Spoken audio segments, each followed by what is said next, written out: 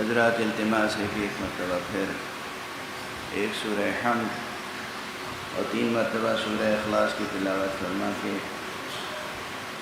مرحوم مغفور شہید ڈاکٹر سید رضا مہدی عرف شہزی کی روح کو اور جملہ شہدائے راہ خدا کی روحوں کو ایثار فرما۔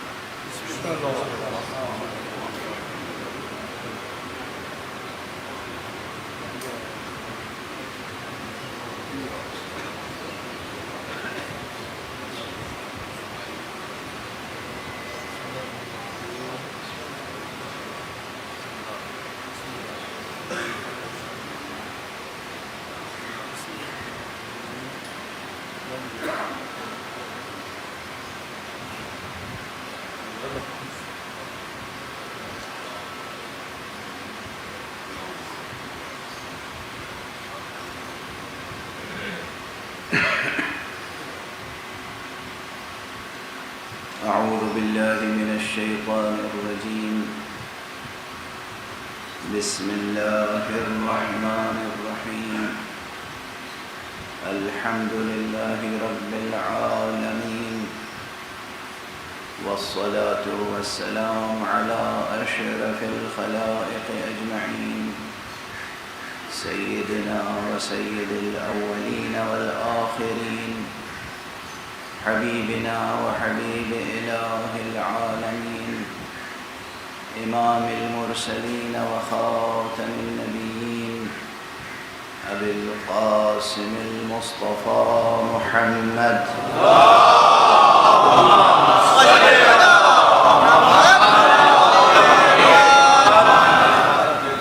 وعلى أهل بيته الطيبين الطاهرين الهداة المهديين المعصومين المظلومين واللعنة الدائمة على أعداء الحق والدين أما بعد فقد قال الله تعالى عز اسمه في محكم كتابه ومتقن خطابه بسم الله الرحمن الرحيم شهد الله أنه لا إله إلا هو والملائكة وأولو العلم قائما بالقسط لا إله إلا هو العزيز الحكيم صدق الله العلي العظيم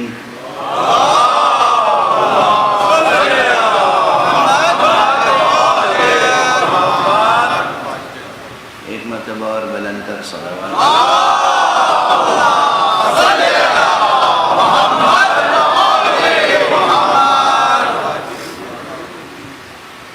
قرآن حکیم کے تیسرے سورہ مبارکہ آل عمران کی 18ویں آیت آپ حضرات کے سامنے تلاوت کرنے کی سعادت حاصل کر رہا ہوں۔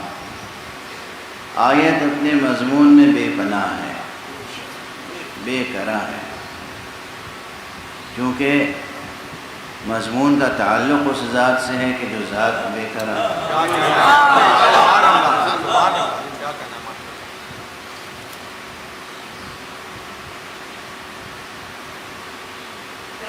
شہد اللہ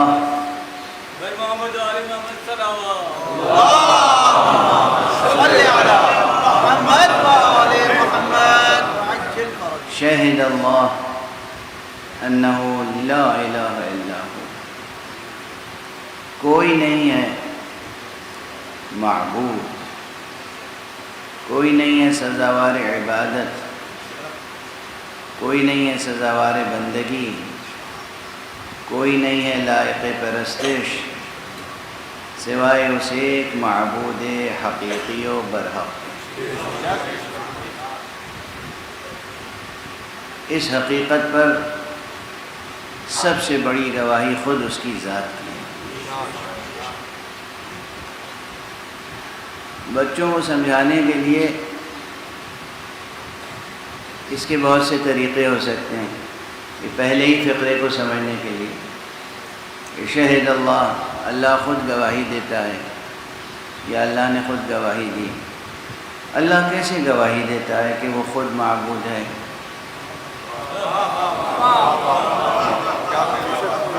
بچے پوچھیں گے، پوچھ سکتے ہیں اللہ کیسے گواہی دیتا ہے کہ وہ خود معبود ہے؟ کوئی بچہ ہو 5ویں 6ٹھی یا کسی بھی درجے کا، آپ کا بیٹا ہو، آپ کے گھر میں موجود ہو، اور آپ کے ملنے والوں میں کوئی صاحب استاد ہوں، ٹیچر ہوں، اس بچے کا میتھمیٹکس کا سبجیکٹ مثلاً اگر بہت کمزور ہے، اور آپ کے دوستوں میں کوئی بہت اچھے ٹیچر ہیں میتھمیٹکس کے، لیکن بچہ یہ نہیں جانتا کہ یہ ٹیچر ہیں اور میتھمیٹکس کے ٹیچر ہیں، اب وہ آپ اپنے دوست کو کسی دن ڈرائنگ روم میں بٹھا لیں اور بیٹے کو بلائیں بچے سے، بیٹا یہ ٹیچر ہیں اور میتھمیٹکس کے ٹیچر ہیں، تو کہے گا کہ واقعی کیا یہ ٹیچر ہیں، یہ میرا مسئلہ حل کر دیں گے؟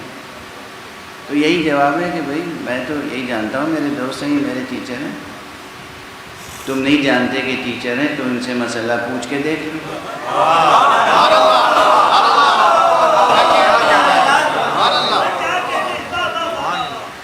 وہ قلم کاپی لے کے آئے گا دوڑتا ہوں، آپ یہ مسئلہ سالو کر دیں گے، جب وہ مسئلہ سالو کر دیں گے تو گویا انہوں نے خود گواہی دے دی کہ وہ ٹیچر ہیں۔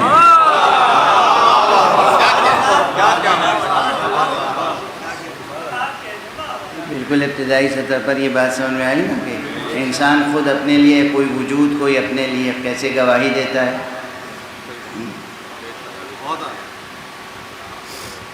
یا کوئی شخص روزانہ آپ کے گھر آتا جاتا ہے، مانوس ہیں، سب بچے مانوس ہیں، وہ بچے ان صاحب کو اپنے ابا کا دوست سمجھتے ہیں، بس اس سے زیادہ کچھ نہیں۔ اب آپ نے کسی دن کہا کہ وہ ڈاکٹر ہیں، بھائی بہت اچھے ڈاکٹر ہیں، اب ان میں سے کوئی اگر مریض ہے اور دوڑ کے جائے کہ بھائی دیکھیے میری طبیعت کیسی ہے اور وہ اس کا علاج کر دیں، تو گویا انہوں نے خود یہ گواہی دے دی کہ وہ ڈاکٹر۔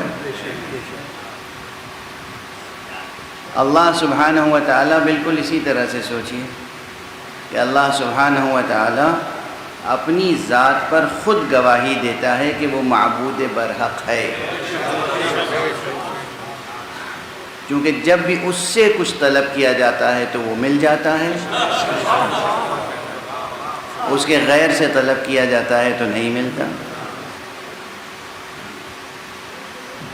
پروردگار عالم نے اپنی ذات پر جو گواہی دی ہے وہ بھی دو طرح سے دی ہے بنیادی طور پر، ایک تکوینی، ایک تشریعی۔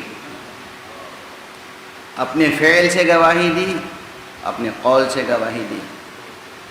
فعل سے گواہی یہ دی کہ حق سبحانہ و تعالی نے اتنی عظیم و شان کائنات بنائی، اور آیت میں ایک فقرہ یہ بھی ہے کہ گواہی دی اس شان کے ساتھ کہ وہ عدل پر قائم ہے، قائما بالقسط، وہ قسط و عدل پر قائم ہے۔ تو اس صفت کی بھی گواہی ملتی ہے۔ کائنات کا مطالعہ کیجئے، لاکھوں کروڑوں انگنت چیزیں ہیں کائنات میں، مگر جو شے جس مرتبے اور جس منزلت کی مستحق ہے وہیں پر رکھی گئی ہے۔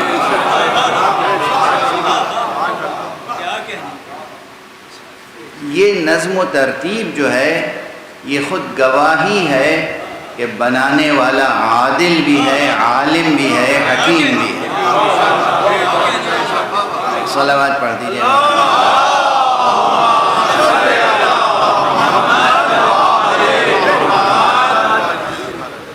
چاہے آپ اپنے اس وجود کا مطالعہ کر لیجئے، اپنی ذات میں غور فرما لیجئے، اور چاہے اپنی ذات سے باہر اس پوری کائنات میں غور فرما لیجئے، آپ کو کہیں کوئی بھی ذرہ بے محل نہیں نظر آئے گا۔ اگر آپ کو محسوس ہو رہا ہو، اولاً تو محسوس بھی نہیں ہوتا، یعنی یہ آپ چمن میں چلے جائیں، صحرا میں چلے جائیں، پہاڑوں کی چوٹیوں پہ چلے جائیں، آپ زمین کی تہوں میں چلے جائیں، سمندروں کی تہ میں اتر جائیں، آپ کو کہیں کوئی شے ایسی نظر نہیں آئے گی کہ جہاں اس میں جلال اور جمال نہ ہو۔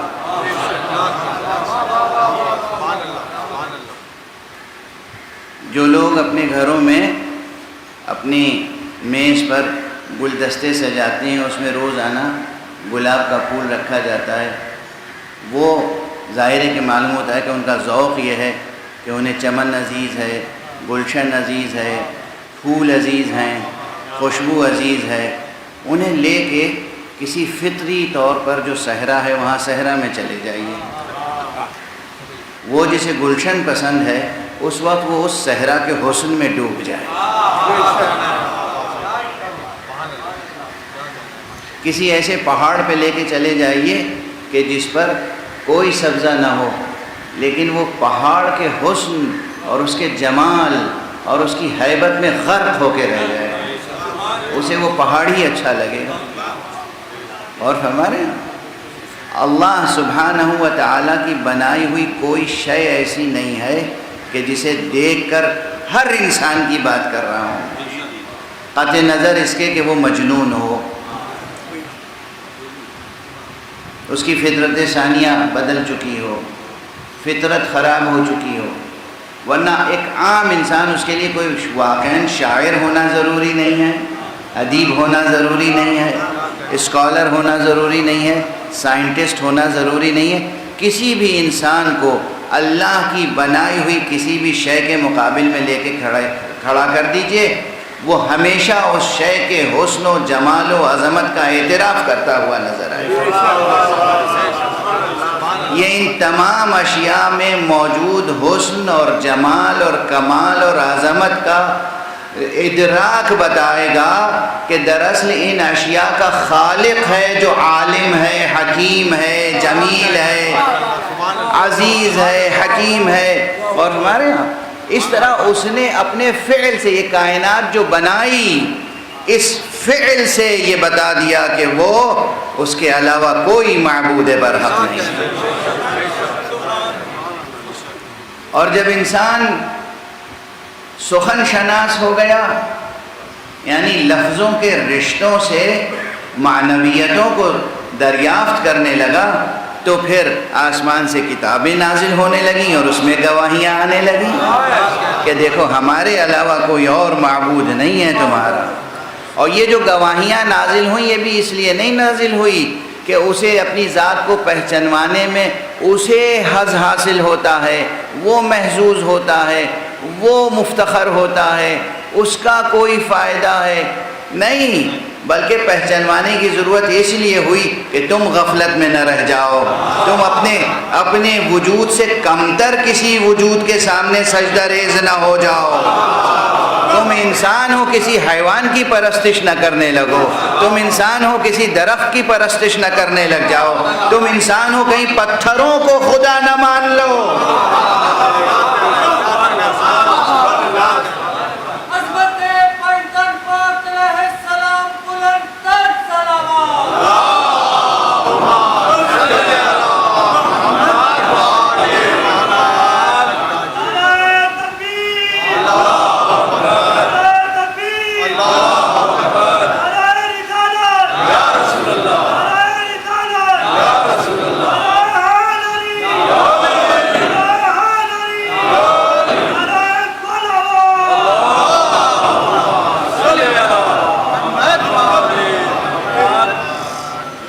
شہد اللہ انہ لا الہ الا ہو، اللہ گواہی دیتا ہے، اللہ نے گواہی دی ہے کہ کوئی معبود نہیں ہے۔ معبود، یہ معبود جو ہے، یہ لفظ جو استعمال کر رہا ہوں میں، اس پہ بہت بحث کی ضرورت ہے۔ معبود، عبد، عبودیت، عبادت، اس سب میں ہے کیا چھپا ہوا، اس کی اساس کیا ہے؟ اتفاق سے یہ ہے کہ اس وقت بھی یہ ضرورت محسوس ہو رہی ہے کہ اس پہ گفتگو کروں، اور شب میں جو اشرا پڑھ رہا ہوں وہاں بھی اس کی وضاحت کی ضرورت محسوس کرتا ہوں۔ تو ہو سکتا ہے کہ کوئی نقطہ یا کوئی مضمون مقرر ہو جائے، لیکن وہ ضرورت کے تحت ہے۔ دیکھیے عام عبودیت الگ ہے، جسے ذہنوں میں ہے سلیوری، غلامی، کنیزی، وہ ایک ملعون ادارہ تھا، اور تھا نہیں اب بھی ہے۔ پہلے بازاروں میں غلام اور کنیز خریدے بیچے جاتے تھے، اب بھی یہ کام ہو رہا ہے، اب بھی دنیا میں ہو رہا ہے، غریب ملکوں میں نہیں ہو رہا ہے،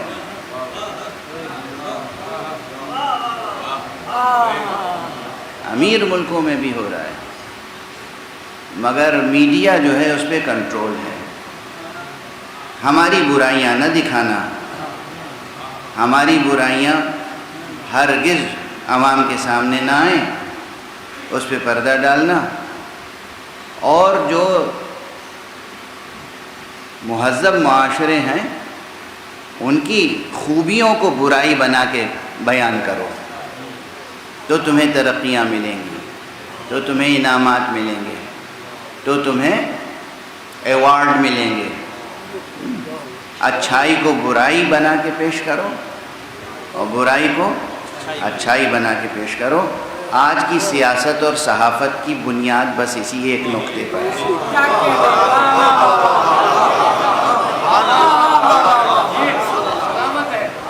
پوری دنیا کی کیفیت یہ ہے، پوری دنیا کی کیفیت ہے، پوری دنیا کی کیفیت ہے۔ تو غلامی کا انسٹیٹیوشن کل بھی تھا، آج بھی ہے، اور آج جو بدترین غلامی ہے وہ تاریخ میں کبھی نہیں دیکھی گئی۔ اور یہ یاد رکھیں کہ جو غلامی کا مسئلہ سامنے آتا ہے بار بار، یہ بھی زمانے ماضی میں بھی ویسٹرن ورلڈ میں جو غلامی کا رواج تھا وہ اتنا مکروہ اور ظالمانہ تھا کہ آپ تصور نہیں کر سکتے۔ عرب میں اسلام سے پہلے بھی جو غلامی اور کنیزی کا دستور تھا اس میں اتنے جرائم نہیں تھے، اتنے انسانی حقوق پامال نہیں ہوتے تھے، اور اسلام آنے کے بعد بھی جو ایک تسلسل باقی رہا کچھ دنوں تک، اس میں اتنے جرائم نہیں تھے، اتنے حقوق انسانی پامال نہیں ہوتے تھے۔ آپ اگر لندن تشریف لے جائیں تو وہاں ایک میوزیم ہے، بھئی وہ کیا نام ہے اس میوزیم کا، کچھ یاد ہے آپ کو؟ ایک میوزیم ہے جہاں انہوں نے خود محفوظ کر رکھا ہے آثار کہ غلاموں کو کیسے لاتے تھے، کن زنجیروں میں جکڑ کے لاتے تھے، کیسے ان پہ ظلم ہوتا تھا، کیسے تشدد ہوتا تھا، یعنی دیکھ کر انسان لرز جاتا ہے۔ میں نے اپنی آنکھ سے دیکھا تھا 1986 میں، پہلی بار اس مرتبہ گیا تھا وہاں لندن، تو میں خود گیا تھا اور میں نے میوزیم دیکھا تھا۔ ایک وحشت ناک اور دہشت ناک کیفیت، تصور نہیں کر سکتے آپ کے غلاموں پر، افریقہ سے غلام خریدے جاتے تھے اور پھر یورپ میں لائے جاتے تھے، اور کس طریقے سے ان پہ ظلم ہوتا تھا، کس طریقے سے ان کو اذیتیں دی جاتی تھیں۔ مشرقی دنیا میں ان کے مقابلے میں بہت کم غلامی کا دستور تھا، اور جو تھا اس میں غلاموں کے ساتھ بہت اچھا سلوک کیا جاتا تھا۔ آ گئی ہے بات تو عرض کر دوں، کیونکہ بہت جوان بچے سوالات کرتے ہیں، جناب اسلام نے آ کے غلامی کو کیوں نہیں مٹایا؟ اسلام نے آ کے سب سے پہلے جو کام کیا وہ یہی تھا کہ غلامی کو مٹایا۔ یہی جو اعلان ہے، شہد اللہ انہو لا الہ الا ہو، یہ ذہنوں میں یہ بیج بونا ہے کہ دیکھو تمہارا معبود بس ایک ہے۔ یہ جو اقتصادی طور پر جن کے ساتھ تم بندھے ہوئے ہو یہ تمہارے معبود نہیں ہیں۔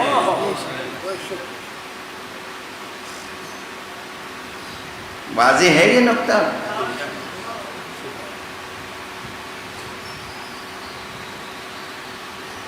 بس دو جملے تیزی سے عرض کر کے آگے بڑھ جاؤں جو تاریخ میں، حدیث میں، روایت میں موجود ہیں۔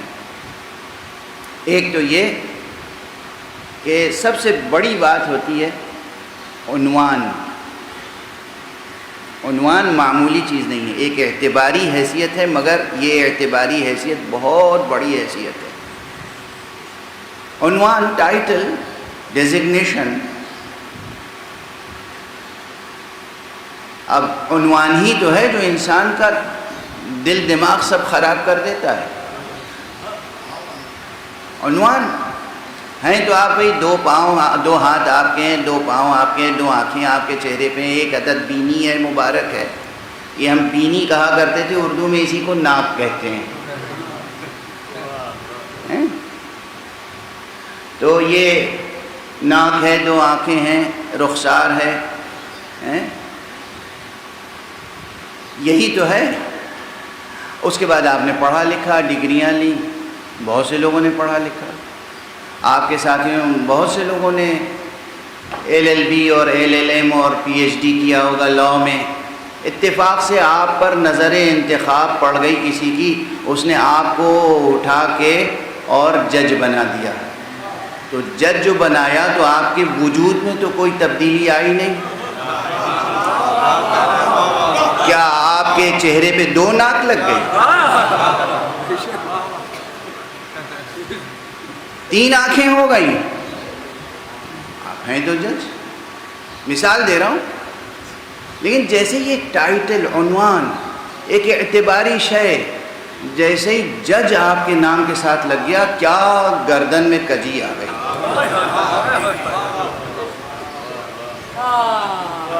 کوئی مومن ہاتھ ملانے کے لیے ہاتھ بڑھائے تو آپ ہاتھ نہیں ملاتے؟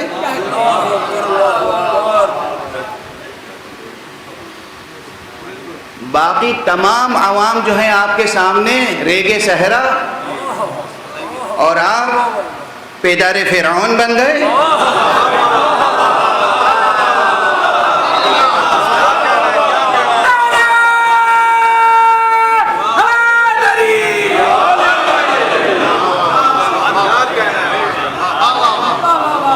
مثال دے رہا ہوں، یہ کس چیز نے آپ کے دماغ کو بدل دیا؟ اچھا خاصا تھا، LLM کیا تھا، PhD کی تھی، اچھے خاصے تھے، پڑھتے لکھتے تھے، ہوا کیا کہ دماغ خراب ہو گیا آپ کا۔ ایک عنوان، ایک ٹائٹل، ایک ڈیزگنیشن، ایک اعتباری حیثیت، ایک کیا؟ اعتباری حیثیت، اعتباری حیثیت۔ یہ فلسفے کا مسئلہ ہے، آپ کوئی ذاتی مسئلہ نہ سمجھ لیجئے گا۔ فلسفے میں حقیقت اور اعتبار کا کیا فرق ہے یہ عرض کر دوں۔ مرد مرد ہے، عورت عورت ہے، ٹھیک ہے نا، دو الگ وجود ہیں۔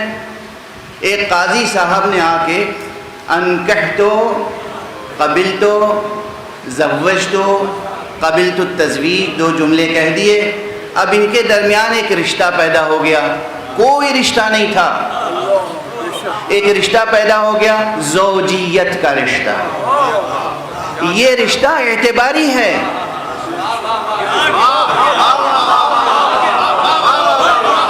حقیقتاً ایسا کچھ نہیں ہوا کہ دونوں میں کوئی تبدیلی آ گئی، ایک اعتباری رشتہ ہے۔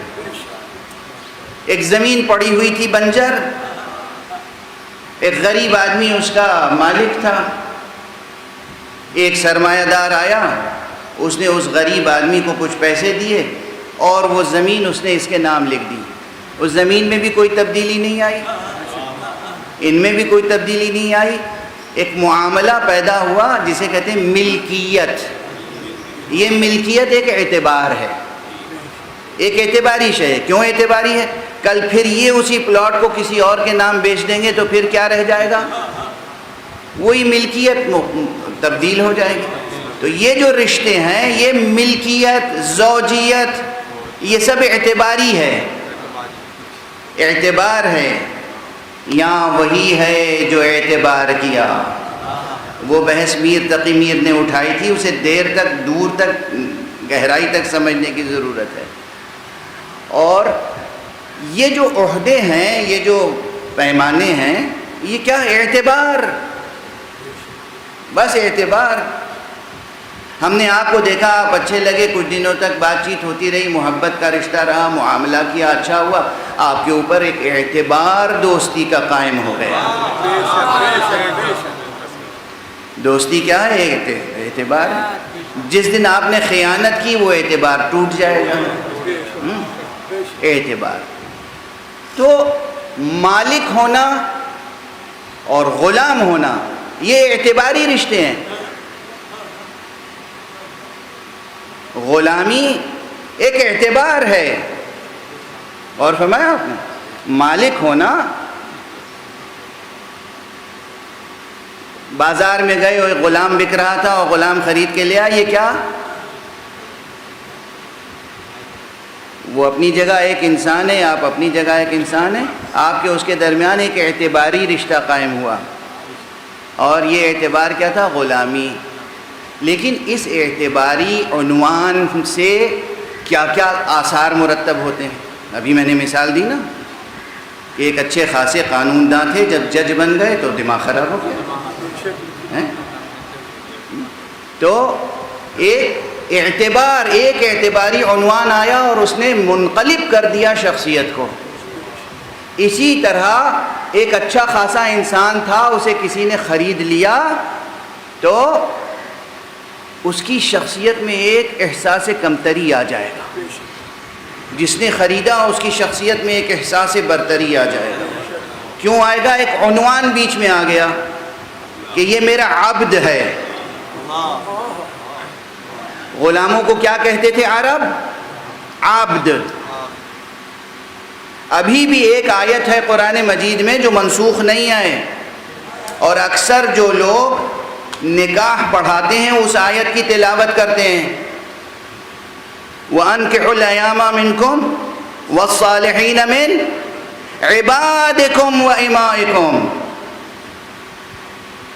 نکاح کرو تم اپنے درمیان جو آزاد عورتیں ہیں اور جو تمہارے غلام ہیں اور کنیزیں ہیں۔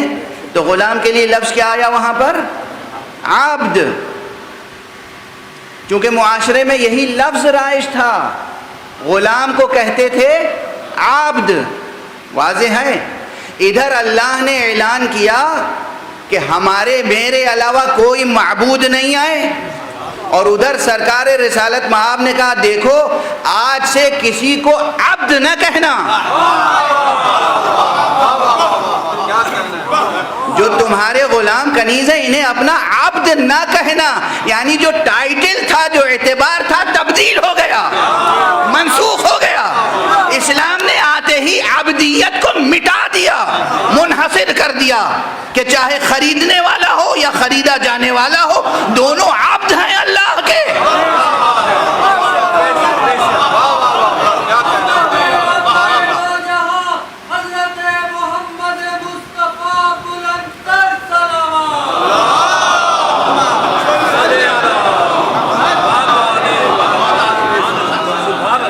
اب نہ اس میں احساس کمتری رہے گا اگر اس نے بات سمجھ لی اور مان لی، نہ اس میں احساس برتری رہ سکتا ہے اگر بات سمجھ لی اور مان لی کہ ہم بھی اس کے عبد ہیں، یہ بھی اس کا عبد ہے۔ عبد تو عبدیت میں سب کو برابر کر دیا۔ غلامی کا ادارہ، عنوان غلامی کا مٹا دیا اسلام نے آتے ہی، پیغمبر اکرم صلی اللہ علیہ وآلہ۔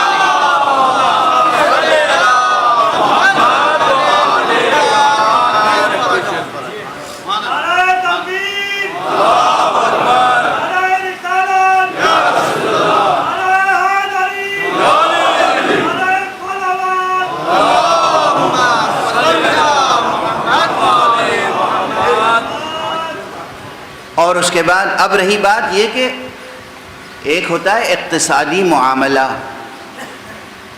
عرب میں، عرب تاریخ میں اور اسلامی تاریخ میں جو ہمیں ملتا ہے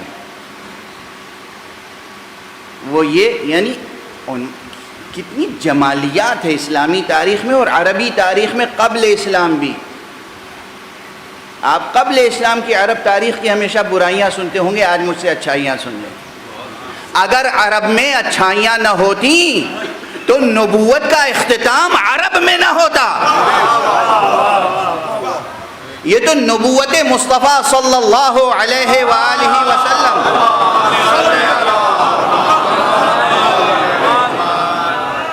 کے عہدے اور منصب نبوت سے حسد رکھنے والوں نے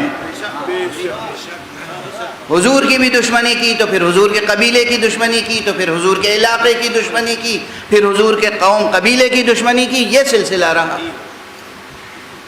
عربوں میں بہت خوبیاں تھیں، بہت خوبیاں تھیں، شعر و سخن اور تہذیبی قدریں، اخلاقی قدریں، عہد وفا نبھانا جو عرب کرتا تھا اس سلسلے میں قربانیاں کوئی کیا کرے گا روئے زمین پر؟ کسی کو پناہ دے دی تو دے دی، اب اس کی جان کوئی نہیں لے سکتا، پناہ دینے والے کی جان لے لے تو لے لے۔ عربی تاریخ اقدار کی تاریخ ہے، عربی تاریخ شعر و سخن کی تاریخ ہے، عربی تاریخ جمالیات کی تاریخ ہے، عربی تاریخ انسانی عظمتوں کی تاریخ ہے۔ اب وہاں جو سلسلہ تھا عربوں کے نے جو قبل اسلام بھی ایک تہذیب رکھی تھی، عجیب و غریب ایک چیز عرض کر دوں، بالکل عجیب و غریب۔ عرب اپنے بچوں کا نام کیا رکھتے تھے؟ حرب، صخر، کلب، ایسے نام کہ جسے سنتے ہی رونگٹے کھڑے ہو جائیں، اشمئزاز پیدا ہو، رعب طاری ہو جائے، خوف طاری ہو جائے۔ تو کسی نے پوچھا، اور غلاموں کا نام بہت حسین اور جمیل رکھتے تھے۔ ذرا دیکھیے، اگر غلاموں سے نفرت کرتے ہوتے تو وہ نام کیا رکھتے؟ کلب کتے کو کہتے ہیں نا، غلام کا نام کلب رکھتے، بیٹے کا نام اچھا رکھتے، بیٹے کا نام کلب رکھا اور غلام کا نام بہت اچھے اچھے نام رکھتے تھے۔ بہت سی مثالیں۔ ایک نے یہ یعنی ثقافت عرب کا مطالعہ کیجئے تو غالباً کتاب الاشتقاق جو ابن درید کی ہے اس میں یہ موجود ہے مکالمہ، اور اس سے کئی لوگوں نے نقل کیا ہے دوسرے مقامات پہ، کہ ایک شخص نے پوچھا، بھائی یہ تم لوگ کیسے ہو، اپنی آل اولاد سگے بیٹوں کا نام تو بڑا خراب خراب نام رکھتے ہو، غلاموں کا نام بہت اچھا رکھتے ہو؟ تو کہا، ہم بیٹوں کا نام اس لیے رکھتے ہیں کہ دشمن کو سامنے رکھ کے رکھتے ہیں۔ دشمن کے سامنے جب ہمارے بیٹے کا نام لیا جائے یا بیٹے کا نام کوئی دشمن لے تو نام ہی سے سہم کے رہ جائے۔ مثلاً اسد تو خیر ٹھیک ہے، مگر کلب بھی وہ ہے تو چیر پھاڑ کرنے والا جانور ہے، تو وہ سمجھ لیں کہ بھائی یہ بہادروں کا خاندان ہے، ہم ان سے اگر ٹکرائے تو پھر ٹکڑے ٹکڑے ہو جائیں گے۔ کہا، غلاموں کے نام بہت اچھے رکھتے ہو؟ کہا، اس لیے رکھتے ہیں کہ وہ اپنے لیے رکھتے ہیں، جب ہم بلائیں تو اچھا معلوم ہو۔ غلاموں کا نام ہم اپنے لیے رکھتے ہیں، ضرورت کے لیے صبح شام اپنے غلاموں کو ملازموں کو پکارتے ہیں نا۔ آج کیا ملازمتیں نہیں ہیں؟ آج ملازمتیں ہیں یا نہیں؟ اور ملازموں کو ملازم رکھنے والے کس نظر سے دیکھتے ہیں، اور کس انداز سے کام لیتے ہیں، اور کس انداز سے جھڑکتے ہیں، اور کس انداز سے پکارتے ہیں؟ وہ دن رات کہا ہم اپنے غلاموں کو پکارتے ہیں تو اچھا نام رکھتے ہیں تاکہ جب پکاریں تو اچھا معلوم ہو، جنہیں پکاریں انہیں اچھا معلوم ہو، وہ شوق سے ہماری خدمت کریں اور ہم محبت سے ان سے خدمت لیں۔ آپ بتائیے کیا ذوق ہے یہ ذوق قابل ملامت ہے؟ اور ہمارے ہاں یہ عربی تہذیب اور ادب کی تاریخ کا عجیب و غریب ایک مظاہرہ ہے کہ غلاموں کا نام اچھا رکھتے ہیں، تو نام ہی سے بات شروع ہو جاتی ہے کہ غلام کا مرتبہ سوسائٹی میں کیا ہے۔ اب غلامی ایک کانٹریکٹ ہوا کرتا تھا، جیسے آپ لوگ دنیا کے بڑے بڑے بینکوں سے کانٹریکٹ کرتے ہیں، کبھی ایک فرد کا کانٹریکٹ ہوتا ہے، کبھی پوری امت کا کانٹریکٹ ہو جاتا ہے، قوم کا، قومیت کا، اور پھر وہ کس طرح ٹریٹ کرتے ہیں، کس طرح بیہیو کرتے ہیں۔ پوری قوموں کو غلام بنانے کا دستور رائج ہے اب تو۔ لیکن اسلام نے آتے ہی سب سے پہلے اس عنوان اعتباری کو ختم کر دیا، مٹا دیا۔ پیغمبر نے اعلان کیا کوئی اپنے غلام کو عبد نہ کہے، اور قرآن نے کہا معبود تو بس ایک ہے، تمام اللہ کے مخلوقات، تمام انسان ایک دوسرے کے برابر ہیں۔ تو غلامی کا وہ جو مکروہ چہرہ تھا، اگرچہ وہاں اتنا مکروہ نہیں تھا، پھر بھی اس کو مٹا دیا۔ رہا یہ کہ اقتصادی نظام میں ایک نظام تھا، اور کتنا نظام، کیسا نظام تھا یہ بھی سن لیجئے۔ اب آ گئی ہے بات، حالانکہ کچھ اور عرض کرنا چاہتا تھا آج۔ ایک صلوات پڑھ دیجئے محمد۔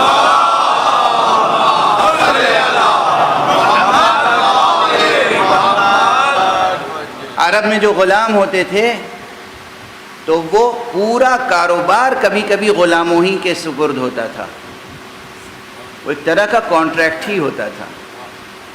بھئی یہ مال ہے، یہ باغ ہے، یہ زمین ہے، یہ ہمارے اونٹ ہیں، تمہیں یہ تجارت کرنی ہے اور منافع لا کے ہمیں دینا ہے۔ پورا کاروبار ان کے سپرد، اور وہ ناز و نعم سے رہتے تھے۔ عموماً یہ نہیں ہے کہ وہ مفلوق الحال رہتے تھے، تاریخیں عموماً غلط لکھی گئی ہیں۔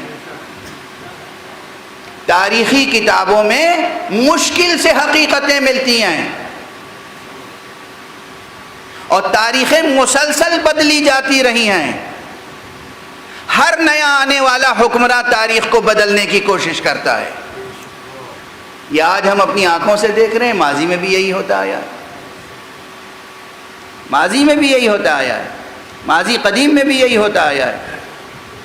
تو غلاموں کے سپرد، اور بہت سے اسکالرز، بڑے اسکالرز اسلام کے، مفسر، محدث، مؤرخ، ادیب، شاعر، وہ ہیں جن کا اسٹیٹس اس وقت یہ تھا کہ وہ غلام تھے۔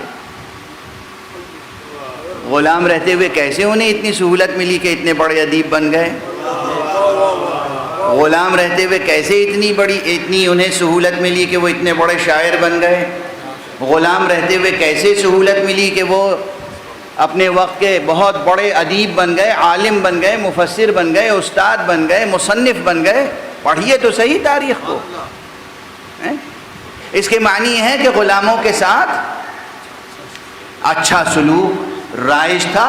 شاذ و نادر کہیں کسی مسئلے میں ظلم ہوتا تھا، میں ظلم کا انکار نہیں کر رہا ہوں، ظلم ہوتا تھا، تعدی تھی، سب کچھ تھا، لیکن ساتھ ساتھ ایک روشن رخ یہ تھا جو زیادہ بڑا رخ تھا۔ اس کے برعکس مغرب میں جو غلامی تھی وہ شرمناک ادارہ تھا، وہ کل بھی شرمناک تھا، آج بھی شرمناک۔ اس لیے یہ غلامی کا موضوع ایسا ہے کہ جو میں نے اس وقت مختصراً عرض کر دیا آپ کے سامنے ممبر پر، ورنہ اس پر تو 1 دن 2 دن 4 دن کا کوئی سیمینار کیجئے، اور اس کے بعد اسکالرز کو بلائیے اور منصفانہ وہ تحریر کریں اور تاریخ کا مطالعہ کریں، اور پھر اس پروپیگنڈے کا جواب دیا جائے کہ اسلام نے غلامی کے ادارے کو مٹایا یا نہیں مٹایا، اور مٹایا تو کس حسن کے ساتھ مٹایا ہے۔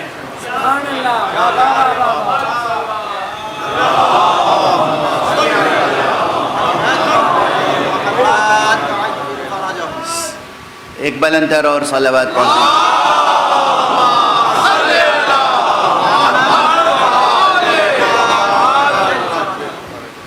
سب سے پہلے یہ یاد رکھیے گا کہ ایک عنوان ہوتا ہے اعتباری جو انسان کی شخصیت کو بدل دیتا ہے۔ تو اسی لیے حق سبحانہ و تعالیٰ نے بار بار قرآن مجید میں زندگی کے چھوٹے بڑے مسائل بیان کیے، اور ہر جگہ یاد دلایا، دیکھو میں ہوں تمہارا رب، میں ہوں عزیز، میں ہوں حکیم، میں ہوں علی کل شیء قدیر، میں ہوں محیی، میں ہوں ممیت۔ یعنی یاد رکھنا میں زندگی دینے والا ہوں، میں موت دینے والا ہوں۔ تمہاری موت کسی کے ہاتھ میں نہیں ہے، تمہاری زندگی کسی کے ہاتھ میں نہیں ہے، تمہاری عزت کسی کے ہاتھ میں نہیں ہے، تمہاری ذلت کسی کے ہاتھ میں نہیں ہے۔ وَتُعِزُّ مَن تَشَاءُ وَتُذِلُّ مَن تَشَاءُ، وہ ہے عزت دینے والا، وہ ہے ذلیل کرنے والا۔ کوئی صاحب حیثیت، صاحب اقتدار کسی اپنے سامنے آئے ہوئے معمولی انسان کو معمولی سمجھ کر ہاتھ نہ ملائے، تو جس سے ہاتھ نہیں ملایا وہ ذلیل نہیں ہوتا، جس نے ہاتھ نہیں ملایا وہ ذلیل ہوتا۔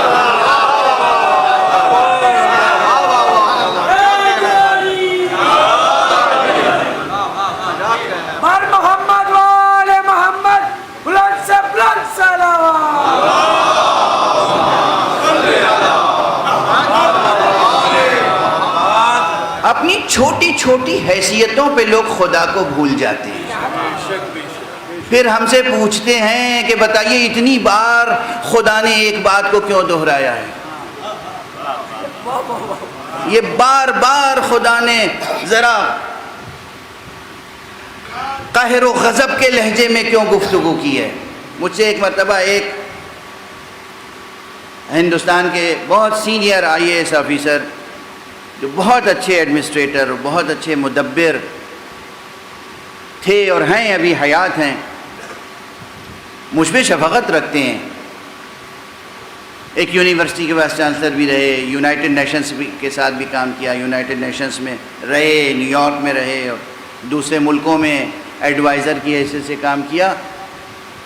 دنیا کی ہر عقل و تمیز ان کے اندر ہے، مگر قرآن مجید سمجھ میں نہیں آتا۔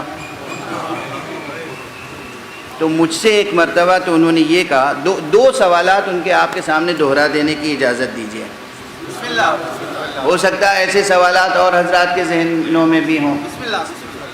ایک مرتبہ انہوں نے فرمایا کہ مولانا یہ قرآن میں کیا ہے کہ علامہ طباطبائی نے 20 ضخیم جلدوں میں تفسیر لکھی؟ مجھ سے پوچھا 20 ضخیم جلدوں میں، وہ مثلا امام راضی نے 30 جلدوں میں تفسیر لکھی، یہ مختصر سا قرآن، اس میں کیا ہے جو اتنی طویل طویل طویل و عریض تفسیر لکھی گئی؟ مجھے واقعاً جسے کہیے کہ صدمہ ہوا اس سوال سے، اور چونکہ ان کا ادبی ذوق بھی بہت مشہور ہے اور باذوق کہلاتے ہیں وہ، تو میں نے ان سے کہا کہ یہ فرمائیے دیوان غالب کی کتنی شرحیں لکھی گئی ہیں؟ دیوان غالب، غالب کیا اور دیوان غالب کیا؟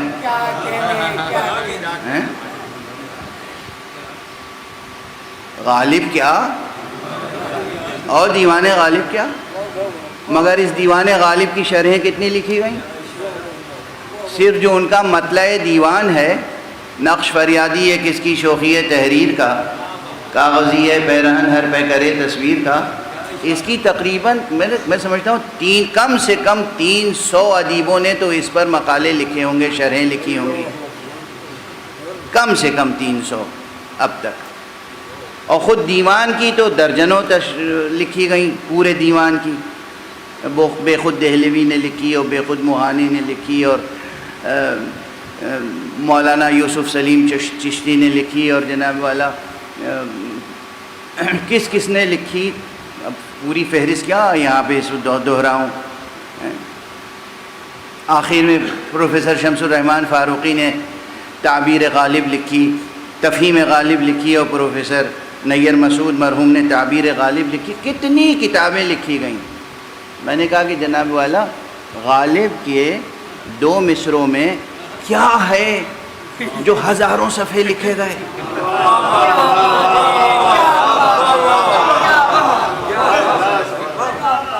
یوں بیٹھ گئے میرے سامنے، 2 مصروں میں کیا ہے جو ہزاروں صفحے لکھے گئے؟ میں نے کہا یہ غالب کا کلام ہے، وہ اللہ کا کلام ہے۔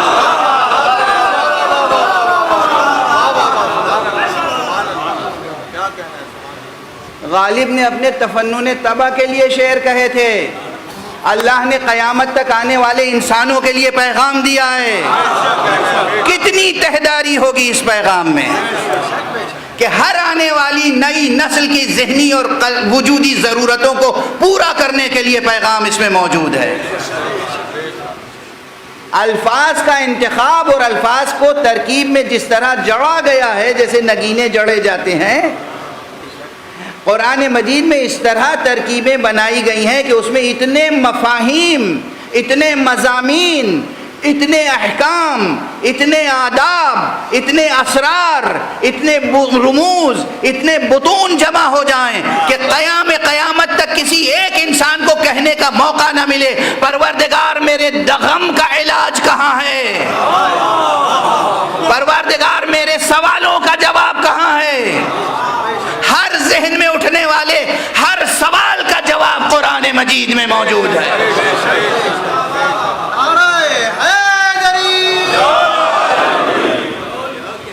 اس کے بعد انہوں نے وہ کہتے ہیں نا کہ دل میں کفر چھپا ہو تو پھر آسانی سے مٹتا نہیں، تو انہوں نے کہا اچھا ایک بات اور بتا دیجیے۔ میں نے کہا وہ فرمائیے کیا ہے؟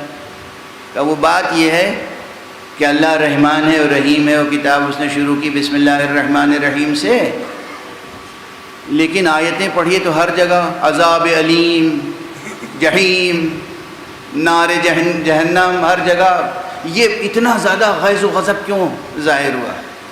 میں نے پھر یہ بات انہی سے پوچھی۔ میں نے کہا آپ وائس چانسلر ہیں یونیورسٹی کے؟ جی ہاں۔ میں نے کہا آپ کسی اپنے اسٹاف کو بلا کے ایک بار ایک ڈسپلن بتا دیں اور وہ لوگ اس ڈسپلن پہ عمل نہ کریں۔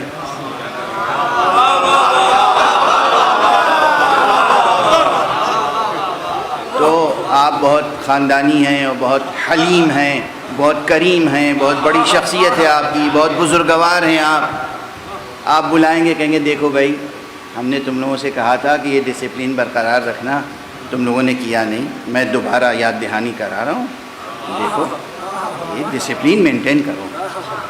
اور میں نے کہا پھر وہ دوبارہ جا کے اور پھر وہ اپنی ہی والی کریں، آپ کی نہ کریں، تو پھر آپ کا حلم، آپ کی بردباری، آپ کی بزرگواری وہ پھر کیا کرے گی سلوک ان کے ساتھ؟ بھائی تیسری بار بھی آپ بلا کے کہیں گے دیکھو بھائی ہم نے تمہیں بتایا تھا کہ ڈسپلن کیا رکھنی ہے اور یہ سب ٹھیک نہیں ہو رہا ہے، تو تھوڑے سے آپ کے الفاظ بدل جائیں گے، ہو سکتا ہے چہرے کا امپریشن بھی بدل جائے، اور پھر تیسری بار بھی وہ یہی کریں، پھر چوتھی بار آپ بتائیے آپ کا پیمانہ صبر کتنا ہے، کتنی بار برداشت کریں گے؟ وہ اسٹاف برقرار رکھیں گے؟ مجھے معلوم تھا کہ انہوں نے ایک ایک غلطی پر کن کن کو نکالا ہے یونیورسٹی سے، مجھے معلوم تھا ایک معمولی سی غلطی پر انہوں نے نکال دیا تھا اور میں سفارش کرنے کے لیے گیا تھا، اور مجھے سے وہ کہہ رہے تھے، میں نے کہا ایک بار، دو بار، تین بار، چار بار آپ برداشت نہیں کریں گے، اس نے 1,24,000 انبیاء بھیجے۔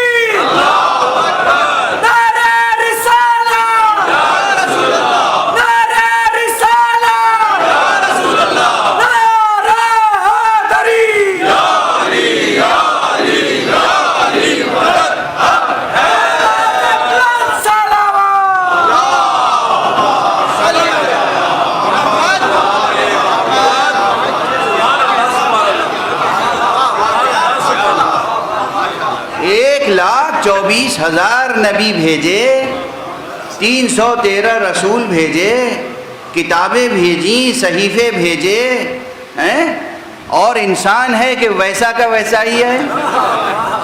اب بھی پیشانی مشیت پہ شکن نہیں آئے گا تو کیا ہوگا؟ شکن تو آئے گی، لہجہ نہیں بدلے گا تو کیا ہوگا؟ اور پھر بھی آپ کو اگر فصاحت سے واقف ہوں، اگر بلاغت سے واقف ہوں، اگر رموز زبان سے واقف ہوں، اگر عربی زبان کے اسالیب سے واقف ہوں، تو اندازہ ہوگا کہ اس قرآن مجید میں جہاں عذاب کا تذکرہ بھی ہے وہاں بھی رحمت و رافت غالب ہے۔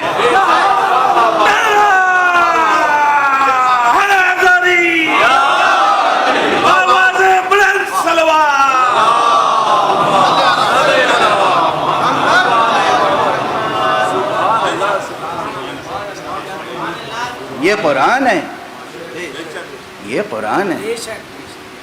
وہ اپنی عدالت کے ساتھ گواہی دیتا ہے کہ اس کے علاوہ کوئی معبود نہیں ہے، وہ اپنی علم کے ساتھ گواہی دیتا ہے کہ اس کے علاوہ کوئی معبود نہیں ہے، وہ اپنی رحمت کے ساتھ گواہی دیتا ہے کہ اس کے علاوہ کوئی معبود نہیں ہے، وہ اپنے لطف کے ساتھ گواہی دیتا ہے کہ اس کے علاوہ کوئی معبود نہیں ہے، وہ اپنے کرم کے ساتھ گواہی دیتا ہے کہ اس کے علاوہ کوئی معبود نہیں ہے، وہ اپنی رافت کے ساتھ گواہی دیتا ہے کہ اس کے علاوہ کوئی معبود نہیں ہے، وہ اپنے ودود ہونے کی حیثیت سے گواہی دیتا ہے کہ اس کے علاوہ کوئی معبود نہیں آئے۔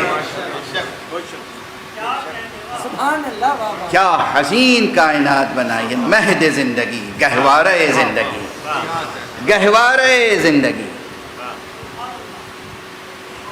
یہ کائنات، اس کا ذرہ ذرہ گواہی دیتا ہے کہ وہی معبود ہے، اس کے علاوہ کوئی معبود نہیں ہے۔ وہ خود گواہی دیتا ہے اور ذرہ ذرہ گواہی دیتا ہے، لیکن گواہی دینے والوں میں کچھ خاص ہیں۔ اس لیے ان کو خصوصیت سے اسی مقام پر ذکر کر دیا، شہد اللہ انہ لا الہ الا ہو والملائکۃ، اور اس کے خاص ملائکہ، برگزیدہ ملائکہ۔ اب یہ میں خاص ملائکہ اور برگزیدہ ملائکہ کیوں کہہ رہا ہوں، صرف ملائکہ نہیں کہہ رہا ہوں، اس کا بھی وقت میں گنجائش ہوئی تو عرض کر دوں گا۔ ملائکہ کے بھی اصناف ہیں، ملائکہ کے بھی درجات ہیں، ملائکہ کے بھی مراتب ہیں۔ کچھ زمینی ملائکہ ہیں، سب آسمانی نہیں ہیں، کچھ آسمانی ملائکہ ہیں، کچھ یہ جو آپ کو آسمان نظر آتا ہے اس سے بلندر ہیں۔ ملائکہ کی صنفیں ہیں، ملائکہ کے اصناف ہیں، ملائکہ کے اقسام ہیں۔ تو اس کے خاص ملائکہ بھی گواہی دیتے ہیں کہ وہی معبود ہے، اس کے علاوہ کوئی معبود نہیں ہے۔ اور اس کے علاوہ کون گواہی دیتا ہے؟ کل میں نے عرض کیا کہ جو مالکان کشور علم ہیں وہ گواہی دیتے ہیں۔ بعض وقت بالکل تمام ہو چکا، لیکن اب بس جسے کہتے ہیں کہ ایک بڑے مضمون کو، بڑی بحث کو سمیٹ کے چھوٹے سے جملے میں عرض کر کے آگے بڑھ جاؤں۔ بعض مفسرین، دیکھیے ہر ایک کا ایک اسلوب الگ ہوتا ہے، ہر استاد کا اسلوب الگ ہوتا ہے، تو بعض مفسرین نے یہ شمار کیا ہے کہ اللہ سبحانہ و تعالیٰ نے جیسے یہاں گواہی دی ہے کہ وہ ایک ہے، اس نے اور کن کن چیزوں پر گواہی دی ہے، خاص طور پر اس نے کن کن چیزوں پہ گواہی دی ہے۔ تو ایک مفسر نے یہ بیان کیا کہ اللہ نے 7 چیزوں پہ خاص گواہی دی ہے۔ ایک تو خود اپنی ذات پر، اپنی معبود ہونے پر، دوسری گواہی قرآن مجید کے حق ہونے پر، تیسری گواہی نبی اکرم خاتم النبیین محمد صلی اللہ علیہ وآلہ وسلم کے رسول ہونے پر، اور اسی طرح انہوں نے 7 چیزیں گنائی ہیں۔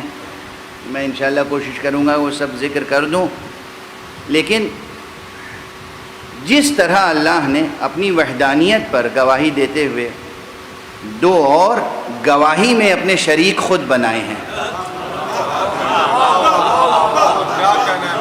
اب یہ نازک سا مسئلہ یاد رکھیے گا، شرک شرک شرک شرک کا مسئلہ جو بار بار اٹھایا جاتا ہے، ہمیں یہ حق نہیں ہے کہ ہم کسی بھی حیثیت سے کسی کو اس کا شریک بنائیں، ورنہ ہم مشرک ہوں گے۔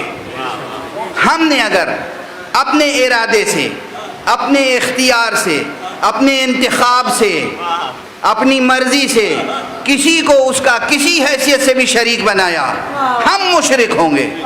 مگر وہ مالک ہے جس پہ لطف کر کے اپنا شریک بنا لے۔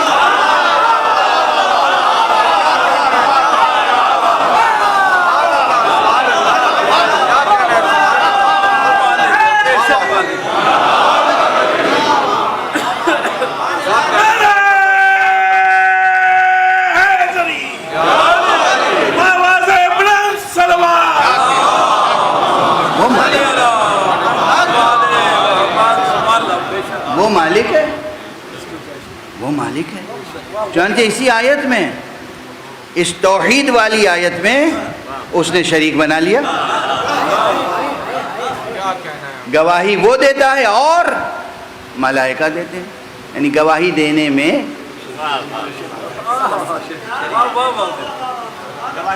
لطیف بات ہے. ذوق لطیف کو بیدار رکھیے گا.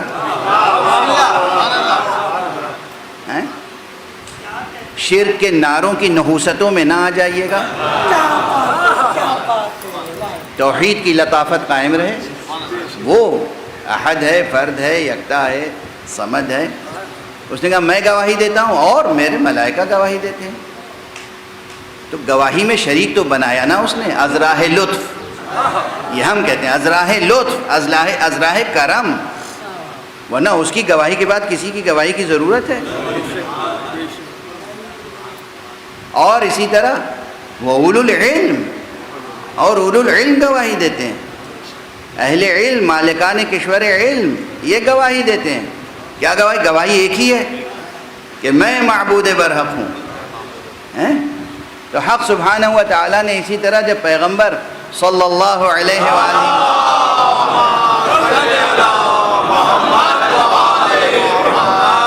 کی نبوت کا مسئلہ درپیش تھا تو ایک مقام پر بالکل اسی انداز سے کہا کہ وَيَقُولُ الْكَافِرُ لَسْتَ مُرْسَلًا، اور کافر تو یہ کہتے ہیں کہ تم رسول نہیں ہو.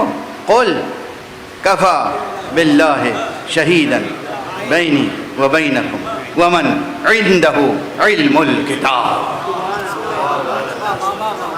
کہہ دیجئے یہ کافر اعتراض کرتے ہیں کہ تم رسول نہیں ہو. لست مرسلا، لست مرسلا، آپ کافر، آپ رسول نہیں ہیں.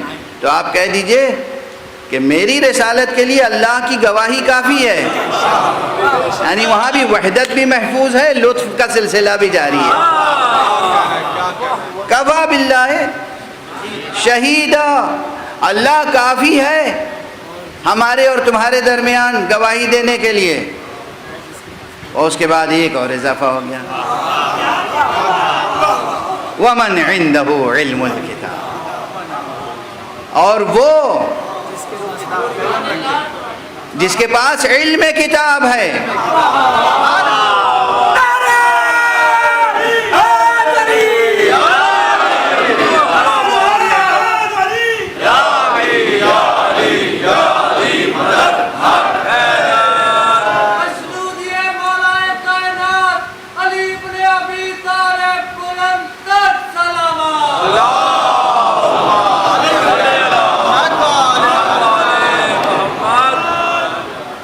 وقت بالکل ختم ہو چکا ہے، تقریر کا وقت مکمل ہو چکا ہے، اور تمہید بیان میں ذرا طول ہو گیا. تو اب اس موقع پر یہ آیت زبان پر آئی ہے کہ جو خود ایسی آیت ہے جس پر کم سے کم تو ایک عشرہ پڑھنا ہے. یہ آیت بھی غرر آیات میں سے، غرر آیات میں سے. میں گواہ ہوں، اللہ گواہ ہے میری رسالت کے لیے. اور وہ اب دیکھیے، کل اگر گفتگو یاد ہو کہ قرآن کا اسلوب عام بیان میں خاص مراد لیا جاتا ہے.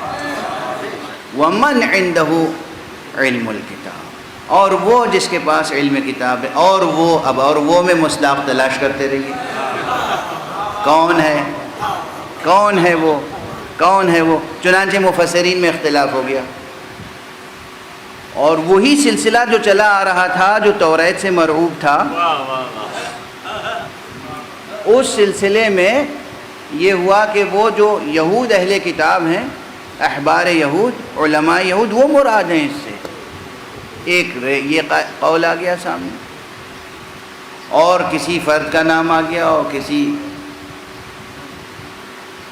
کوشش یہ ہوتی ہے نا کہ کسی کا بھی نام آ جائے مگر علی کا نہ آنے پر.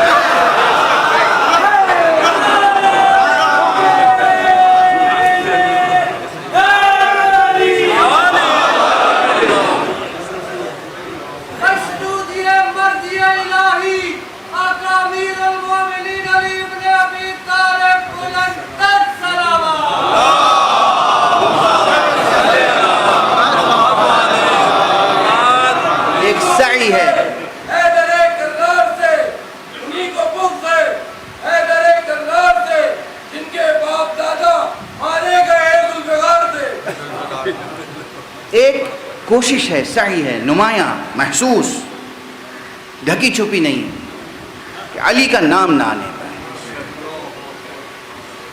جیسے ہی رسول کی آنکھ بند ہوئی تب سے یہ تحریک شروع ہوئی اور آج تک جاری ہے۔ لیکن یہ بھی کیا کیجیے، وہ عادل ہے، وہ حکیم ہے، اس نے فراہم کیے موقع دوسروں کے لیے۔ اب بالکل آخری جملہ کہہ رہا ہوں باب فضائل میں آج، چونکہ اس سے زیادہ وقت نہیں ہے اور میری سکت بھی ساتھ نہیں دیتی، انشاءاللہ بیان جاری رہے گا بادشاہ۔ کیسے سمجھیں کہ کون ہے وہ جس کے پاس علم الکتاب ہے؟ کیسے سمجھیں؟ میں نے بالکل تقریر کے آغاز میں مثال بچے کی دی تھی کہ بچہ آپ کے دوست کو نہیں پہچانتا کہ یہ ٹیچر ہیں یا نہیں ہیں، آپ کہیں گے سوال پوچھ کے دیکھ لو، سوال کر کے دیکھ لو۔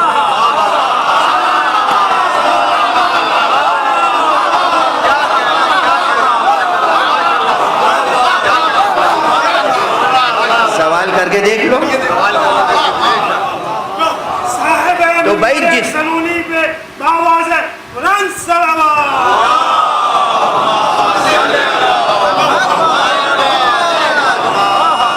ہمیں نہیں معلوم، ہم تو ایک ریسرچر ہیں، ہم تو ایک اسٹوڈنٹ ہیں، ہمیں تو جستجو رہتی ہے، ہم تو بس مسلسل جستجو میں سرگردہ رہتے ہیں، تو ہم دیکھتے ہیں کہ سوالات کی تو کائنات میں کمی نہیں ہے،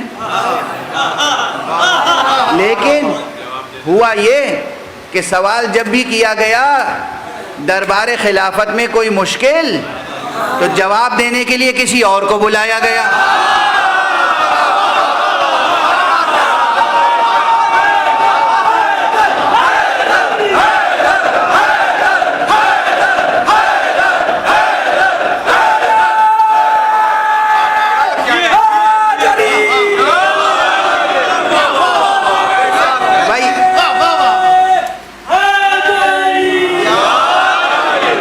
علم کے دو ہی طریقے ہیں، یا سیکھ کے مکتب سے، مدرسے سے، استاد سے علم حاصل کیا جائے، یا اللہ علم لدنی عطا فرمائے۔ صرف کرسی پہ بیٹھ جانے سے تو علم آتا نہیں۔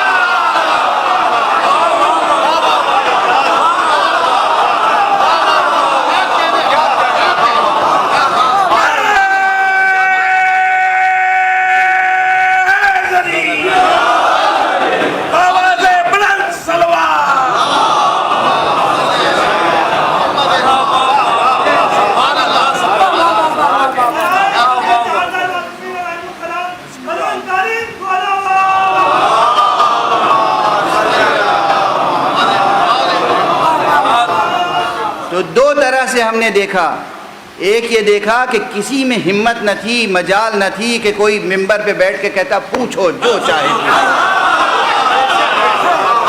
سلونی سلونی قبل ان تفقدونی، مجھ سے پوچھو قبل اس کے کہ مجھے کھو دو۔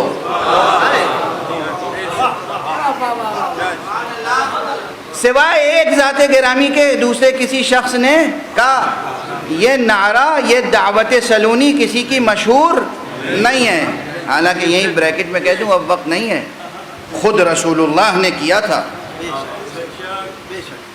بیان نہیں کرتے لوگ، یہ کوتاہی ہے۔ حضور علیہ السلام نے ممبر پہ بیٹھ کے کہا تھا سلونی عما شئتم، پوچھو مجھ سے جو چاہو، اور انشاءاللہ اجازت ہوگی تو میں پڑھوں گا، اور یہ بھی وہیں سے ظاہر ہو جائے گا کہ کیوں وہ روایت نہیں پڑھتے لوگ۔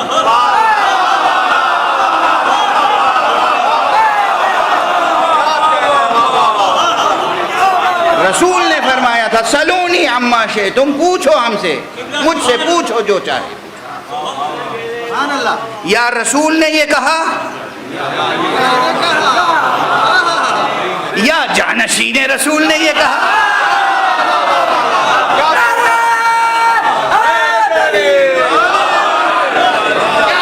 بھائی ہم کسی اور حوالے سے کسی کو نہیں پہچانتے، خدا کو بھی پہچانتے ہیں تو صفت سے، نبی کو پہچانتے ہیں تو اوصاف سے، ولی کو پہچانتے ہیں تو اوصاف سے۔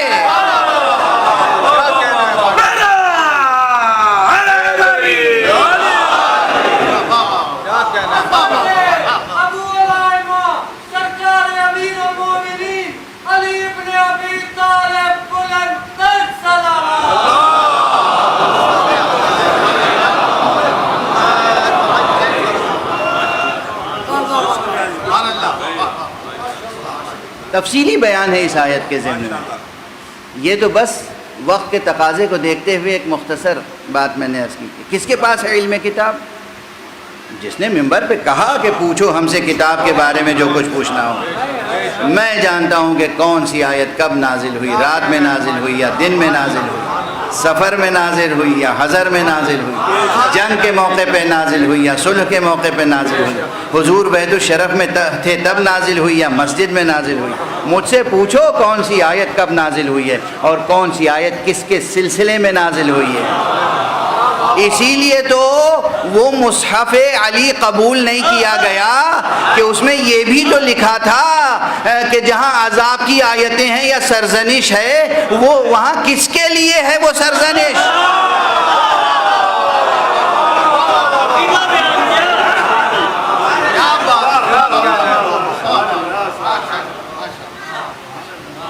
بس وقت تمام ہو چکا، وقت تمام ہو چکا. اللہ خود گواہی دیتا ہے کہ وہ معبود ہے اور اللہ کے فرشتے گواہی دیتے ہیں، صاحبان علم گواہی دیتے ہیں، وحدانیت کی بھی گواہی دیتے ہیں، رسالت کی بھی گواہی دیتے ہیں، اور اسی میزان پر امامت کی گواہی بھی آتی ہے. اقدام بتاتا ہے اماموں کا کہ یہ امام ہیں. اقدام بتاتا ہے کہ یہ امام ہے. سرکار سید الشہداء ابو عبداللہ الحسین، آپ کا اس موقع پر تاریخ کے اس موڑ پر اٹھنا، قیام کرنا، انقلاب لانے کے لیے اقدام کرنا، یہ اقدام بتاتا ہے کہ امامت ان کی ذات میں منحصر تھی. اور کیا اقدام ہے، خدا کی قسم کیا اقدام ہے. آج محرم کی چوتھی ہو گئی. چوتھی محرم تک ہم اصحاب سرکار سید الشہداء کا تذکرہ کرتے ہیں. کیا کیا اصحاب ملے سرکار سید الشہداء کہ خود جناب سید الشہداء نے فرمایا مجھے ایسے ساتھی ملے کہ ایسے ساتھی تو نہ میرے بابا کو ملے اور نہ میرے نانا کو ملے، اور مجھے اہل بیت بھی ایسے ملے کہ جو میرے علاوہ کسی کو نہیں. میرے ساتھ حسن سلوک کرنے والے، مواسات کرنے والے، غم خواری کرنے والے، غم گساری کرنے والے، سخت وقت میں ساتھ کھڑے رہنے والے. یہ لفظیں جتنی آسان ہیں معنویتیں بہت سنگین ہیں. سخت وقت میں ساتھ کھڑے رہنے والے. مجھے ایک کردار، ہر کردار عظیم الشان ہے کربلا کا، لیکن بعض کردار جو مشہور بھی ہیں وہ مجھے بہت عزیز ہیں. اس میں ایک کردار حر کا ہے. میں جناب حر کے بارے میں چند جملے پہلے دوسرے دن عرض کر چکا ہوں، لیکن حر کا کردار بہت عظیم الشان ہے. قیامت تک آنے والے تمام انسانوں کے لیے آقا حسین کی شخصیت تو بہت بلند ہے. ہم آقا حسین کے نقش قدم پر نہیں چل سکتے. بہت بلند ہے، بہت بلند ہے آقا حسین کی شخصیت.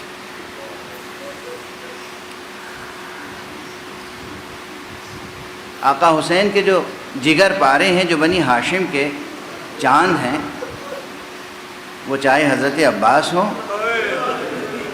چاہے حضرت علی اکبر ہوں، چاہے حضرت قاسم ہوں، چاہے حضرت عون ہوں، چاہے حضرت محمد ہوں، یہ سب بہت بلند ہیں. ہم ان کی پیروی کیا کریں گے؟ ہم جیسے خاطی اور خاکی اور گنہگار اور دنیا پسند لوگوں کے لیے ایک عظیم الشان نمونہ عمل ہے حر. کس طریقے سے دنیا کو ٹھوکر مار کے آخرت کو اختیار کرتے ہیں، کس طرح سے جہنم سے نکل کر جنت کی طرف آتا ہے. حر ویسے بھی خاندانی شخص تھے، تاریخ میں ان کی ایک حیثیت ہے، کربلا آنے سے پہلے بھی ان کی ایک حیثیت تھی، لیکن وہ حیثیت دنیاوی تھی۔ سماج میں ایک حیثیت تھی، معاشرے میں ایک حیثیت تھی۔ بہادروں میں ایک ہی نام لیا جاتا تھا کوفے میں، حر۔ بہت سے بہادر تھے مگر حر۔ شب عاشور خود یزیدی لشکر کا ایک شخص کہتا ہے کہ میں نے دیکھا کہ حر اپنے گھوڑے پہ بیٹھے ہوئے تھے، نگاہیں ان کی خیام حسینی کی طرف تھی، اور جسم میں جیسے لرزہ تھا، رعشہ تھا، لرزہ طاری تھا۔ تو میں آگے بڑھا، میں نے کہا حر، اگر خدا کی قسم مجھ سے کوئی پوچھتا کہ بہادر ترین شخص تمہاری نظر میں کون ہے تو میں تمہارے علاوہ کسی کا نام نہیں لیتا، مگر اس وقت میں تمہاری حالت کیا دیکھ رہا ہوں؟ حر نے جملہ کہا، دیکھو میں اپنے کو دوزخ اور جنت کے درمیان دیکھ رہا ہوں۔ یہ انتخاب کی گھڑی ہے۔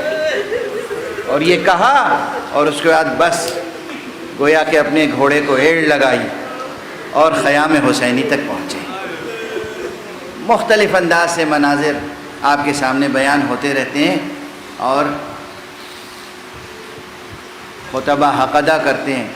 میں ایک پہلو اور عرض کروں، ایک لفظ ہے مواسات۔ مواسات یعنی غمخواری، غم گساری، کسی کے دکھ درد میں شریک ہونا۔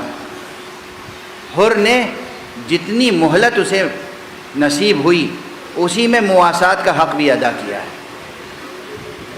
اس لیے کہ روایتوں میں یہ ہے کہ شب عاشور حر کے خیمے میں دسترخوان لگا دیا گیا تھا، اور حر باہر تفکر کے عالم میں تھے، خیمے کے باہر۔ بیٹا آیا، بیٹے نے پہلے غلام کو بھیجا کہ کہہ دیجئے خاصا تیار ہے، گویا سنا ہی نہیں۔ پھر دوبارہ یاد دہانی کرائی گئی، نہیں سنا۔ بیٹا پھر خود آیا، بابا دیر سے دسترخوان لگا ہوا ہے، کھانا نوش فرما لیں۔ ایک مرتبہ حر نے کہا، بیٹا میرے قریب آ جاؤ۔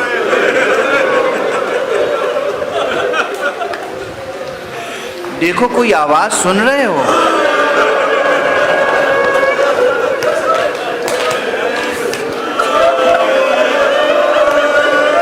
بیٹا بھی حر کا تھا اور اس کا نام بھی علی تھا۔ سر جھکا کے کہا، ہاں بابا آواز سن رہا ہوں۔ کہا کیا سن رہے ہو؟ کہا ابو عبداللہ الحسین کے خیام سے الاتش کی آواز آ رہی۔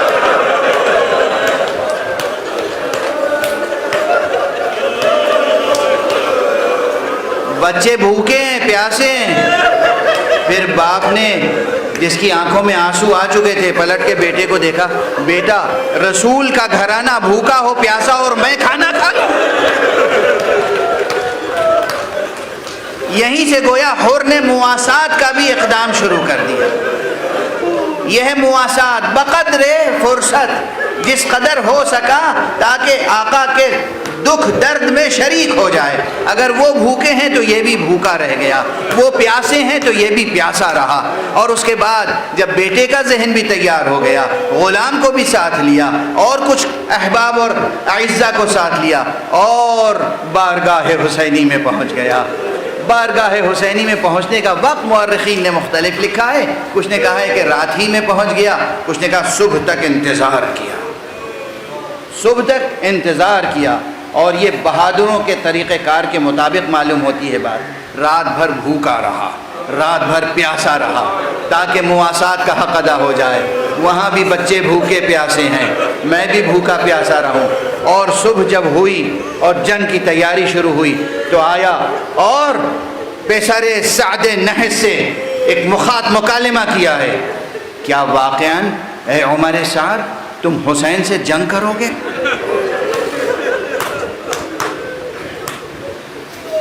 اس سگے زمانہ نے جواب دیا، ہاں ایسی جنگ کروں گا کہ دنیا میں یادگار رہ جائے گی۔ تم جنگ کرو گے، فرزند رسول سے جنگ کرو گے، سبط مصطفیٰ سے جنگ کرو گے؟ جب اس نے غیرت دلائی تو سر جھکا تو ضرور، مگر کہا تمہیں مگر حاکم کا حکم یاد نہیں آئے؟ اور نے کہا تم اس حاکم کے حکم کی پرواہ کرتے ہو، اللہ رسول کی پرواہ نہیں ہے تمہیں؟ غیرت دلائی اور اس کے بعد مردانہ وار وہاں سے چلا، مڑا، گھوڑے کو ایڑ لگائی سب کے سامنے۔ کیا جرأت تھی حر کی کہ 30,000 کا لشکر کھڑا ہوا ہے، اس کی طرف پیٹ کر کے حسین کی طرف جا رہا ہے۔ پہنچا حر، اور جب آقا کے سامنے پہنچا گھوڑے سے اتر گیا بے اختیار۔ اب بالکل وقت نہیں رہ گیا، مگر میں نے سنا بھی ہے اور پڑھا بھی ہے، آقا نے جب آتے ہوئے دیکھا کچھ لوگوں کو تو اپنے بھائی عباس سے کہا دیکھو کوئی مہمان آ رہا ہے۔ عباس آگے بڑھے، اکبر آگے بڑھے استقبال کے لیے، اور حر نے ایک ہی سوال کیا، کیا آقا میری غلطی معاف کر دیں؟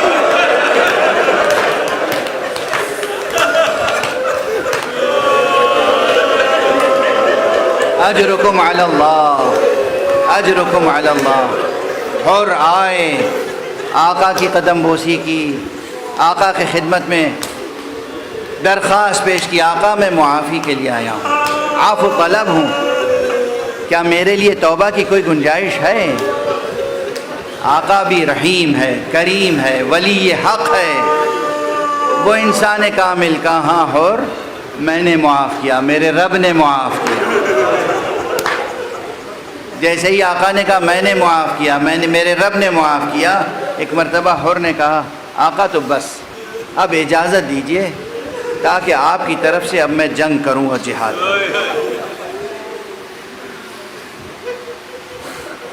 خیمے میں اب تھا کیا جو ضیافت کے لیے پیش کیا جاتا؟ اور جب راستے میں ملا تھا تب بھی پیاسا تھا، مگر اس وقت مشکیں بھری ہوئی تھیں، پیاس بجھا دی۔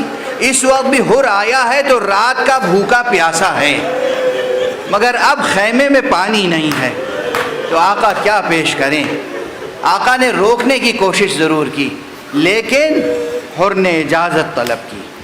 اور بس یہ فقرہ پڑھ چکا ہوں گا، پھر مکرر عرض کر رہا ہوں، اس لیے کہ ایسا دردناک بیان ہے تاریخ کا جو میرے دل کی گداز کو ہمیشہ بڑھاتا رہتا ہے، کہ تہذیب یہ تھی شجاعوں کی عرب میں کہ صدمہ زیادہ سے زیادہ سہنے کا ان میں ہنر تھا، اور جب اس طرح کی جنگیں ہوتی تھیں، اس طرح کی جنگیں ہوتی تھیں تو باپ بیٹے کو پہلے آگے بڑھا دیتا تھا۔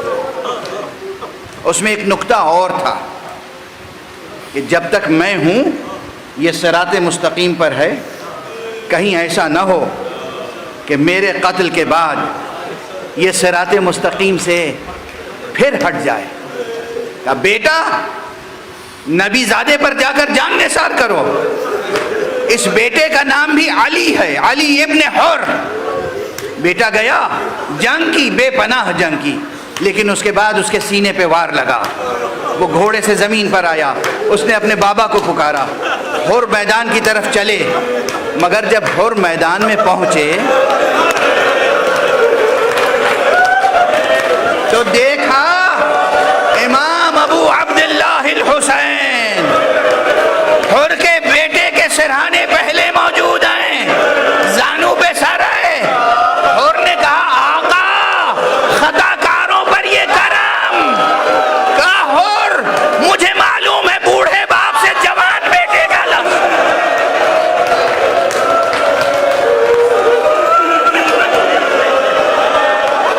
یہ وہ حسین ہیں جو بس چند ساعتوں کے بعد علی اکبر کا لاشا اٹھائیں گے، قاسم کا لاشا اٹھائیں گے، اون و محمد کا لاشا اٹھائیں گے۔ یہ حسین ہیں جو حر کے جوان بیٹے کے لاشے پر آ کر حر سے کہہ رہے ہیں حر مجھے معلوم ہے بوڑھے باپ سے جوان بیٹے کا لاشا نہیں اٹھتا۔ انا للہ و انا الیہ راجعون، رضا بقضائہ و تسلیما لامرہ۔ انا للہ و انا الیہ راجعون، رضا بقضائہ و تسلیما لامرہ۔ پروردگار ہمیں علوم قرآن اور معارف اہل بیت سے آشنا فرما۔ پروردگار ملت اسلامیہ امت اسلامیہ میں وحدت کی نعمت کو عام کر دے۔ پروردگار ہمیں اتحاد کی دولت عطا فرما، وحدت کی دولت عطا فرما۔ ہمارے سینوں میں ہمیشہ چراغ توحید روشن رہے، ہمارے ہاتھوں میں ہمیشہ دامان ختم نبوت رہے، ہمارے قدم ہمیشہ صراط مستقیم ولایت علی پر قائم رہے۔ پروردگار ہمارے سروں پر علماء اعلام کا، مرجعیات رشیدہ کا سایہ ہمیشہ قائم رکھ، ہمارے رموز کو محفوظ فرما۔ پروردگار مقام معظم رہبری حضرت آیت اللہ خامنئی کو اپنی خاص حفظ و امان میں رکھ۔ حضرت سیستانی جو کہ ہمارے ایک رموز میں سے ایک رمز ہیں، مرجعیت رشیدہ کے حامل ہیں، ان کا سایہ ہمارے سروں پہ باقی رہے۔ دیگر تمام مراجع کو اپنی حفظ و امان میں رکھ۔ پروردگار ولی اعظم، ولی آخر، حجت حق کو اذن ظہور عطا فرما، اور ان کے ہاتھوں سے اپنی رحمت و رافت و عدالت کا پرچم لہرائے۔